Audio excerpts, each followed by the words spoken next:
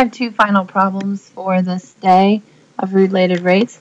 The first one talks about the radius of a circle increasing at 3 centimeters per minute, and we're going to find the rate of change of the area again. I'm not going to sit and draw a picture of this. This is telling me that dr over dt is 3. I'm supposed to find dA over dt. Hopefully we're getting a little bit quicker at these simpler problems. So we have A is equal to pi r squared. dA over dt is equal to 2 pi r dr over dt. I'm going to do this problem twice, so once for part A, once for part B.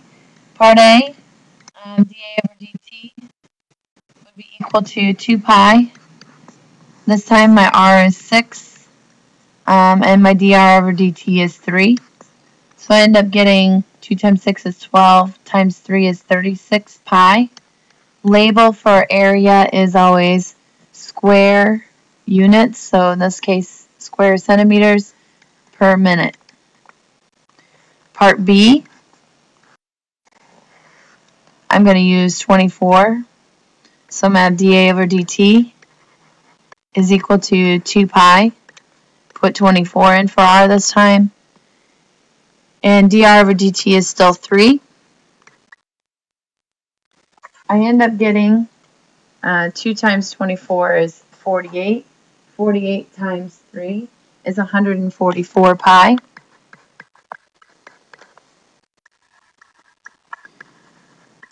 My area is still squared centimeters per minute. So that's part B. Last problem for this particular day. We have a spherical balloon being inflated with gas at 800 cubic per minute. I left that off. That'd be cubic centimeters per minute. Well, I know cubic is talking about volume, so I know I'm going to be needing the volume formula for a sphere, which is 4 pi r cubed. 4 thirds pi r cubed. The derivative of the volume with respect to time would be 4 pi r squared dr over dt.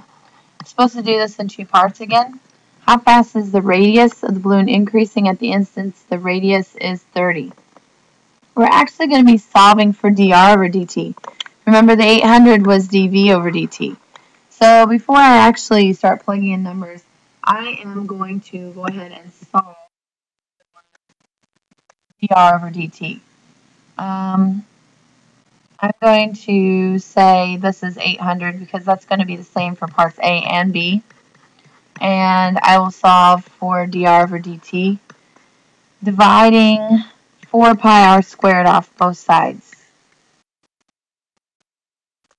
So that gives me 200 over pi r squared is my dr over dt. Part A, we're going to find it for 30 centimeters. So dr over dt is equal to 200 over pi. We're plugging in 30 for our radius.